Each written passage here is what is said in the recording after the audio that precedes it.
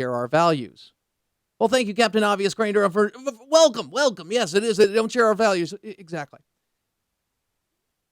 And it also sends a signal to our enemies that we are weak. And it sends a signal to our allies that we are unreliable. How is that? Well, let's look at the treatment of Israel, our number one ally in the world, I would argue, but certainly in the region, the Middle East, and how we've treated them. Specifically, John Kerry, relating to the fact of having to get something done with the Israeli peace process, dealing with people like Benjamin Netanyahu, who has made it very clear that he's not going to do anything that would jeopardize Israel's security, but is willing to work for a two-state solution. But then he has to have a partner in that. By the way, the Palestinians already have a state. Anybody really wants to know, it's called Jordan, but I digress. Mahmoud Abbas, Palestinian President Mahmoud Abbas, made a speech last Friday. In it, he insisted that East Jerusalem be the capital of the future Palestinian state. He rejected an American-backed proposal that he recognize Israel as a Jewish state, and asserted he would never give up on the Palestinian right of return, which would mean the end of Israel if allowed to happen. Now, in response to John Kerry's Secretary of State's desire and push to bring these sides together, we have Israel's defense minister making a statement about Secretary of State John Kerry. And Defense Minister Yalon expressed skepticism toward security guarantees proposed by Kerry. And he also said that Kerry is his determination is messianic. Here's the quote: determined and acting out of misplaced obsession and messianic fervor. Now, there was a response to this, of course, and you can imagine what it was, because that's an insult to John Kerry. So Jay Carney was not going to accept that. Here's what Jay Carney had to say yesterday in response to it. Roll it. The remarks of the Israeli defense minister, if accurate, are offensive and inappropriate, especially in light of everything that the United States is doing to support Israel's security needs.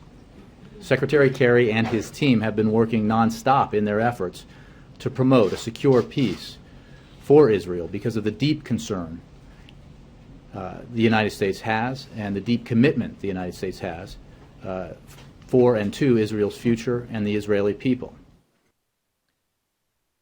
So, Jay Carney, hey, taking umbrage.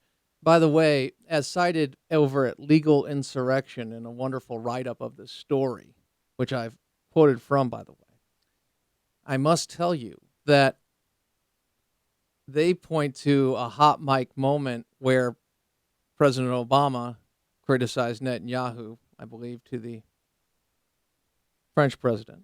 But that said, I want to go back to the consequences of the notion of peace and advancing peace at the cost of security, not only of our nation, but our allies. And the ideological point of view and blinders that are put on when it comes to dealing with our enemy, which are Islamic terrorists, networks, states, organizations, however you want to look at them and however they manifest. This is reality. Yet, John Kerry, at the Vatican,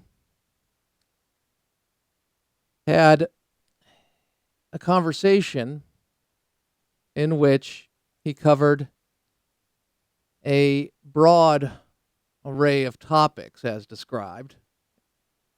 In his remarks following the meeting, Kerry linked poverty not only to terrorism, but the disenfranchisement of millions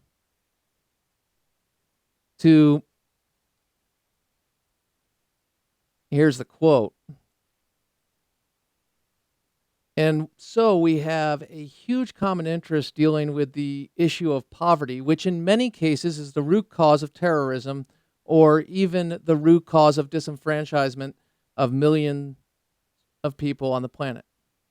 And this is pointed out, this is not the first time he has made these remarks, but he was talking about how he had a shared common interest with the Vatican, specifically Pope Francis, in addressing poverty and extreme poverty on a global basis. And the United States is deeply involved in the efforts in Africa and other parts of the world. Now, here's what we need to understand. 3/4 of Al-Qaeda come from middle to upper class families. There is a common root. It's ideology, and it's Islam. And we don't address that. We turn it over to our behavior, somehow defending freedom, the freedom of our allies and people who desire to be free, the greatest liberating force in the world and in world history, arguably. And yet we start going after ourselves. This is a flaw. This is a huge problem. Because if you don't address what your enemy is and what they stand for and what they are doing, like slaughtering innocents, desiring the removal, the obliteration of Israel,